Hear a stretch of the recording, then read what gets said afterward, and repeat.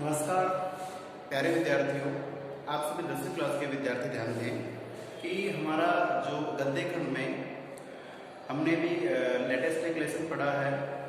एक अद्भुत अपूर्व श्लोकन जो हमने पढ़ा, बहुत ही प्रसिद्ध युगों साहित्य के जानकार भारत तेंदु हरिश्चंद्र। अब साहित्य के जानकारों में ही सबके प्रिय, सबको अच्छे लगने वाले एक ऐसे भारतीय आत्मा कहें उन्हें, एक उच्च हस्ताक्षर कहें, कहानियों के आधुनिक कहानी पितामह, कहानियों के जनक, यथार्थ परक कहानी लिखने वाले और युग उपन्यास सम्राट, तो ऐसे एक बहुमुखी प्रतिभा के धनी, अपनी लेखनी के जादू से कलम का सिपाही कहलाने की योग्यता हासिल करने वाले प्रसिद्ध उपन्यास सम्राट मुंशी प्रेमचंद को आज हम पढ़ने जा रहे हैं। प्यारे बच्चे सोच रहे कि सर भाई लगभग जितनी भी रचनाएं पढ़ाते हैं, लिखा और पढ़ाया सब, बट देखिए मैंने इनके बारे में काफी कुछ बातें आपको बताई है। कोड आउट्स के आप देख सकते हैं कौन कौन सी बातें मैंने बोली। मैं चाहता हूं कि आप भी मुंशी प्रेमचंद जी को इस तरीके से पढ़ें कि इनके द्वारा जो लेखक के सिलेबस में है, ईदगाह नाम की जो हम कहानी पढ़ने जा रहे हैं, कहानी बहुत सरल सपाट है, लेकिन उस कहानी में कुछ बारीकियां हैं, कुछ साइकोलॉजिकल पॉइंट्स हैं, कुछ सीखने को मिलता है, सामाजिक बदलाव की एक रूपरेखा खींचती है कहानी। तो प्यारे बच्चों, मेरा इतना सा मतलब है कि आप जब ईदगाह पढ़ें, ईदगाह नाम आते मुंशी प्रेमचंद जी का नाम याद रखिए।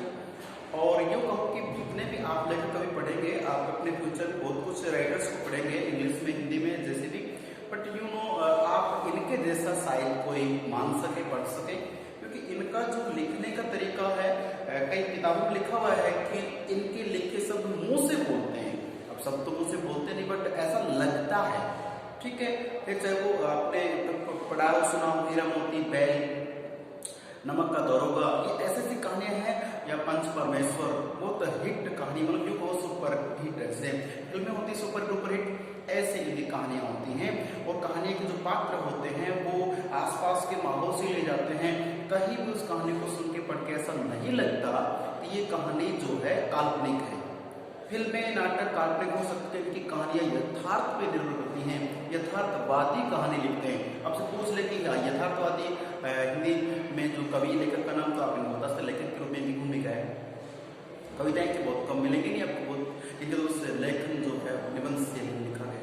तो प्यारे बच्चों, आज हम पढ़ने जा रहे हैं ईदगाह नाम की कहानी है, और मैं आपसे ये गुजारिश कर रहा हूँ, आपको ये कह रहा हूँ कि इस कहानी को लेकर जो भी प्रश्न आपको बोर्ड में पूछते हैं, आप उसका सटीक आंसर लिखें, सही आंसर लिखें, और उसके लिए आपको सबसे पहले लेखक परिचय जानना होगा। उसके बाद तत्पश्चात आपको कहानी को ठीक से पढ़ना है। कहानी में बहुत से पात्र होंगे, किस पात्र का क्या रोल है ये जानना बेहद जरूरी है। तो प्यारे बच्चों, मेरे साथ एक उमंग के साथ इस वीडियो को, इस क्लास को ध्यान से आप पढ़िए, सुनिए। सबसे पहले बात कर रहे हैं, यहाँ पे देखिए लेखक परिचय में है, तो लेखक परिचय में आपको बता दूं कि सबसे पहले हमें जानना है कि मुंशी प्रेमचंद जो है, तो प्रेमचंद का जो जन्म है, प्रेमचंद जी का जो जन्म है वो 31 जुलाई 1880 में हुआ है। काफी बहुत पुराने, 31 जुलाई 1880 में हुआ है। कहाँ हुआ है? वाराणसी, वाराणसी उत्तर प्रदेश की बात करते हैं, तो वाराणसी के निकट लम्ही, लम्ही एक गांव है, ठीक है, तो लम्ही गांव में हुआ है। माता का जो नाम था वो था आनंदी, आनंदी देवी, ठीक है। ये आपका जो मैंने लिखे प्रिंट करके बनाया है, ये समझिए कि ज्यादा नहीं, आपके आधे पेज में आ जाएगा, तो बोर्ड पे आपको बड़ा लग जाता है, क्योंकि इतनी तो कॉपी होती है। अब सोचिए कितना बड़ा मैं बड़ा लिख रहा हूँ, आपको कितना सा आएगा। तो प्लीज ये शॉर्ट एंड स्वीट है कि उनका व्यक्तिगत परिचय हो गया, कि उनका साहित्यिक परिचय हो गया। तो प्यारे बच्चों, आपके जो एग्जाम में प्रश्न आता है कवि लेखक को लेकर के, अगर इनका आता है तो बहुत बेस्ट आंसर ले सकते हैं, कि रटने की बात नहीं है, सीधी सीधी बात है। 31 जुलाई 1880 में लम्ही, वाराणसी इनका जन्म होता है। माता का नाम है आनंदी देवी, पिता का नाम जो है वो है मुंशी अजायब, अजायब राय। राजस्थान को खनिजों का अजायब घर कहते हैं, आपके एसएसटी में मिलेगा आपको। राजस्थान को अजायब घर, अजायब, यहाँ तक तो पढ़ा सुना होगा आपने, तो अजायब राय लगा दें, तो ये मुंशी प्रेमचंद जी के पिता का नाम अजायब घर राजस्थान को कहा जाता है भारत का, क्योंकि कहते हैं अजायब घर मतलब कि संग्रहालय होता है जादू खजाना। तो भारत का जो सबसे अधिक यूँ कहें जो धातु निकलती हैं, सोना चांदी हीरा मोती पेट्रोल के जो भी है, वो राजस्थान में बहुत ऐसे भंडार दबे पड़े हैं, उसे कहते हैं अजायब घर, छुपा हुआ खजाना। तो ये अजायब से आप याद रखेंगे कि अजायब राय इनके पिताजी का नाम था, माता आनंदी देवी ही चली।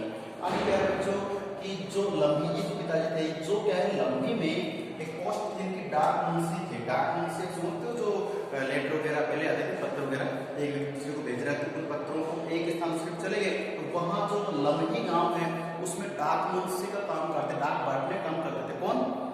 मुंशी प्रेमचंद के पिता अजायब राय जी। ठीक है, मुंशी प्रेमचंद की जो आरंभिक कहें, प्रारंभिक के शुरुआती कहें, तो जो शुरुआती शिक्षा थी वो कहाँ पर हुई? शुरुआती जो शिक्षा है वो होती है इनकी पुणे के क्षेत्र लम्बी में होती है, आसपास होती है, लेकिन वो भाषा कौन सी थी? तो प्यारे बच्चों वो भाषा थी उर्दू। उर्दू में इन्होंने लिखना शुरू किया था। पर आप जानते हैं कि ये शुरुआत में अपना नाम जैसे नवाब राय के नाम से धनपत राय सुना होगा, इस तरह लिखते थे, बाद में चेंज किया है। तो बात करें आरंभिक शिक्षा वो उर्दू भाषा में हुई, उर्दू पढ़ी इन्होंने। और आप तो जानते ही हैं उर्दू फारसी जो होती है ना वो अपनी तरह हिंदी तरह यहाँ से उधर नहीं जाती है, तो यानी बाएं से दाएं नहीं, वो दाएं से बाएं आती है, उधर से लिखते हम ऐसे आएंगे। ठीक है ना, इस तरह लिखते हैं ये इस तरह के। हालांकि आपको समझ में नहीं आता अक्सर होते क्या है। प्यारे बच्चों उर्दू हालांकि वो एक भाषा है, और आज के टाइम में प्यारे बच्चों जो संस्कृत है या उर्दू है उनका बहुत ज़्यादा चलन हो गया है। इनकी डिपार्टमेंट की जो वैकेंसी निकलती है खाली जाती है, रहती सीट देखिए कोई जा नहीं पाता उस पोस्ट पे, क्योंकि हम सब हिंदी इंग्लिश के पीछे पड़े हुए, उर्दू भी है और पंजाबी है, या कहो जैसे संस्कृत भाषा है, इन भाषाओं में भी एक्सपर्ट्स होते हैं, बैंकों में सर्विस में काम आती हैं, टीचर्स भी काम आती हैं। तो प्लीज सभी भाषाओं का सम्मान करें। ठीक है, अपन लोग हमारे दिमाग में साइकोलॉजिकल होती है कि उर्दू है वो केवल मुस्लिम संप्रदाय ही पढ़ता, नहीं, भाषा है कोई भी पढ़ सकता है, बस जानने के लिए जुनून होना चाहिए। ठीक है, उर्दू, तो उर्दू भाषा में मुंशी प्रेमचंद की भाई पढ़ाई शुरू हुई और फारसी में इनका भाई उर्दू फारसी भाषा में पढ़ाई शुरू हुई है। अब देखिए इनका जो जीवन है ना, आप लिख सकते हैं कि मुंशी प्रेमचंद का प्रारंभिक जो 14-15 साल का या 20 साल तक का जो जीवन था ना वो कष्टों से भरा हुआ था, दुखों से भरा हुआ था। तो कौन कौन से थे? तो यहाँ तक ठीक है। और एक देखिए अच्छी बात करें इसमें, इनमें शुरू से ही प्रारंभिक रूप से शिक्षा प्राप्त करने की जिज्ञासा बहुत अधिक थी। मानिए कोई भी कहानी पुस्तक पढ़ देखते तुरंत पढ़ लेते, चाहे वो कितनी मोटी पुस्तकों से पढ़ डालते थे। पढ़ने की उस टाइम में रुचि, अब सोचिए 1880 उस समय तो इतना क्रेज नहीं था, फिर भी इनकी रुचि थी, बस पुस्तक पढ़ डालते। सोचने का तरीका है। और प्यारे बच्चों जानते हैं कि आज आप लोग भी ऐसा कर सकते हैं, पढ़ने की रुचि आप में हो सकती है। आज क्या होता है कि आप 2-4 घंटे क्या पढ़ लिए, बस थक जाते हो, बस अब नहीं पढ़ेंगे, बोर हो गए। सोचिए जो शिक्षा हमें कहां से कहां ले जा सकती है, उस शिक्षा को हम ये कमेंट करते हैं कि मैं पढ़ पढ़ के बोर हो गए, उस पढ़ाई से बोर हो जाते हैं, दिमाग बढ़ जाता है हमारा। क्यों? क्योंकि हम है ना कुछ समय पढ़ते हैं, वो पढ़ना भी किसी टारगेट को पूरा करने के लिए, बस 10वीं पास करनी है, कुछ बच्चे मुझे टॉप करना है, जो भी है, बस वहीं तक हमारा फिक्स है कि ये हमारा फल मिलने वाला, अगर रिजल्ट आ जाए इस तरह से। जबकि पढ़ा हुआ कभी भी व्यर्थ नहीं जाता है। अब कुछ पढ़े कहीं ना कहीं आगे काम आएगा कुछ भी, लेकिन हमारी बस सोच वहीं तक, इसलिए हम इसे कहते हैं कि भाई बोर हो गए। जबकि इनकी रुचि देखिए आप, मतलब 13 वर्ष की उम्र क्या होती है, 13 वर्ष की उम्र में तो इन्होंने उर्दू भाषा में लिखी भी थी तिलिस्म ए होश रुबा, ये रचना का नाम है तिलिस्म ए होश रुबा। ये रचना का मोटा ग्रंथ था, उसको पढ़ लिया था कितने 13 वर्ष की उम्र में। तो मैं समझता हूँ आपसे तो जब 10वीं क्लास के जो बच्चे मेरे को सुन रहे हैं उनसे तो शायद ही छोटा ही होंगे, है ना। तो प्यारे बच्चों ये एक जज्बा होता है, एक जुनून होता है कि हम कब क्या पढ़ाते हैं, और पढ़ने से आपका जो मस्तिष्क उसका विकास होता है, फिर आपको चीजें सरल लगने लग जाती है, कॉन्फिडेंस आ जाता है, और फिर आप वो काम कर सकते हैं जो आप सोच रखे हैं। ठीक है प्यारे बच्चों, हमें इनको देखिए ऐसा नहीं कि बोर्ड के लिए कि बोर्ड एग्जाम इसको लिखते नहीं, इन चीजों से ना अपने लाइफ को जुड़ा करो कि जब ये कर सकते हैं हम भी तो कर सकते हैं। और उस जमाने में 1880 की जब जन्म होता है, 13 साल जो भी जिसमें लगभग 93 की बात कर रहे हैं, 93 की बात करते हैं ना, 93 की बात कर रहे हैं, या फिर कहें जिससे 1880 जोड़ेंगे तो कितना हो गई, 93 हो गया, 1893 हो जाएगा। उसमें तो इन्होंने क्या कर दिया है, क्लास हो शुरू पढ़ दिए हैं, ठीक है। तो प्यारे बच्चों, जब भी उस जमाने में जब फैसिलिटीज बहुत कम होती थी, उस समय कर दिया। आज तो आपके लिए लाइट, पंखा, कूलर सब कुछ है, टीचर अवेलेबल है और मोबाइल है। अगर कहीं आपको डाउट लगता है कि उर्दू क्या होती है, फारसी क्या होती है, तुरंत आप नेट पर सर्च करके देख सकते हैं। तो ऐसे समय में हमें किसी भी पक्ष में हमारा शैक्षिक पक्ष कमजोर नहीं होना चाहिए। चलिए मैं आपको ज्यादा नहीं दूंगा, आगे बढ़िए। तो देखिए, बात कर रहे थे कि इनका जो है प्रारंभिक जीवन दुखों से भरा रहा, कैसे? चलिए पहले से बात क्या हुआ, 7 वर्ष जब मुंशी प्रेमचंद की उम्र थी, कितनी? मात्र 7 वर्ष के थे, तब इनकी माता जी का देहांत हो गया। प्यारे बच्चों, दुनिया में मैंने कल से बताया था, फिर बता रहा हूँ, माता पिता एक बार ही मिलते हैं, ठीक है। जन्म देने वाला आपका लालन पालन करते हैं, वो एक बार ही मिलते हैं, और जब तक वो आपके साथ हैं आपका कोई कुछ नहीं बिगाड़ सकता। आप प्रोटेक्ट रहते हैं, सुरक्षा रहती है आपकी चहुमुखी रूप से। लेकिन माता पिता का साया हाथ से उठ जाता है, मान के चले कि आपका इस संसार में कोई दूसरा सखा या सहायता कोई नहीं आने वाला। तो माता पिता जिसके भी हैं वो धन्यवाद के पात्र है। भगवान को धन्यवाद देना चाहिए कि हमारे इस जीवन को सजाने के लिए, संवारने के लिए माता पिता खड़े पीछे हुए। तो देखिए, 7 वर्ष का मुंशी प्रेमचंद की माता जी का देहांत होगा, सोच उस बच्चे का क्या होगा। और जब ये 14 वर्ष के हुए तो इनके पिताजी का भी देहांत हो गया। तो माता पिता दोनों ही चल बसे हैं। अब 14 वर्ष का बालक है, उसके लिए वो कमाए खाए क्या करे? सोच के देखिए, वो जो रिश्तेदार होते हैं ना, कुछ समय के लिए हमारे अपने होते हैं, बाकी फिर कोई नहीं संभालता। 100 में से वो एक होता है कि जो ऐसे बालक जिसके माता पिता का देहांत हो गया, उस बच्चे को सपोर्ट कर दे। तो ऐसे बच्चे आज की तारीख में तो शायद ये मान के चलिए कि उन बच्चों का विकास ठीक से नहीं होगा, उनका लालन पालन नहीं होगा, तो वो कुछ गलत रास्ते में जाएंगे। उन्हें रोकने वाला टोकने वाला कोई नहीं है, वो अपना खुद कमाई करने लगे, समझो कुछ अलग ही करेंगे। हाँ, 1% ऐसे होते हैं कि वो अपने जीवन से चैलेंज लेके कुछ अच्छे बन सकते हैं। चीजें दोनों ही है, लेकिन ये ज्यादातर क्या होता है, वो गलत रास्ते में चले जाएंगे कि मेहनत मजदूरी में अपने जीवन को समाप्त कर देंगे। प्यारे बच्चों, देखिए कि 7 वर्ष की उम्र माता जी का, 14 वर्ष की उम्र पिताजी का देहांत हो गया। उसके बावजूद भी ये टूटे नहीं, कमजोर नहीं पड़े, और ज्यादा मजबूत हो गए। और क्या किया कि जब लेखन शैली शुरू की उन्होंने, तो देखिए प्रारंभिक समय में इनके रचनाओं, क्योंकि उस समय फिर 1600 में ईस्ट इंडिया कंपनी आ गई थी, तो अंग्रेजों का राज था। इस समय क्या हुआ कि इन्होंने जो पहला सोजे वतन नाम की रचना, सोजे वतन, वो रचना लिखी। सोजे वतन नाम की पहले की रचना थी, वो लिखी। तो एक क्षेत्र है, उस क्षेत्र के कलेक्टर साहब थे डिस्ट्रिक्ट के, उन्होंने इनको समझाया कि भाई आप गलत कर रहे, क्यों? वो रचना अखबार में छपी। छपते ही क्या हुआ कि उस रचना में जो हिंदुस्तान में किसानों के साथ, मजदूरों के साथ, जनता के साथ जो दुराचार अंग्रेज सरकार कर रही थी, उसका विरोध था कि आपको अपने हक पहचानने हैं। ये उनको मोटिवेट किया जा रहा था, किसके द्वारा? मुंशी प्रेमचंद के द्वारा। ऐसे में मुंशी प्रेमचंद की रचना क्या कर रही है, लोगों को भड़काने का कर रही है, अकॉर्डिंग किसके? अंग्रेजों के। तो उस समय जो अंग्रेज अधिकारी थे, जो और लोग हमारे देश के भी कुछ लोग उनका साथ दे रहे थे, उनको लगा कि मुंशी प्रेमचंद की सोजे वतन नाम की जो रचना 1907 में आई थी, ठीक है, उसको अखबार में छपने के तुरंत बाद ही उस रचना को यूं कहो बंद कर दिया गया, क्लोज कर दिया गया, अपने हाथ में ले लिया कि रचना आगे नहीं जाएगी, लोगों को नहीं पढ़ने को मिली, और इनको भी जेल भी हो गई, ठीक है। लेकिन ये कैसे इंसान है, ये रुकते नहीं है, संघर्षों से सामना करना तो इनकी फितरत हो गई, आदत से हो गई। हम लोग किसी छोटी सी प्रॉब्लम को लेके एक बखेड़ा खड़ा कर देते हैं। पढ़ रहे हैं, वो मम्मी लाइट चली गई, पंखा नहीं चल रहा तो नहीं पढ़ेंगे, ठीक है ना, डिस्टर्बेंस हो रहा तो नहीं पढ़ेंगे। और ये जो कवि लेखक महोदय पढ़ते हैं, उनकी लाइफ में कितने संघर्षों से भरी हुई है, तो क्या हम उनसे कमजोर नहीं?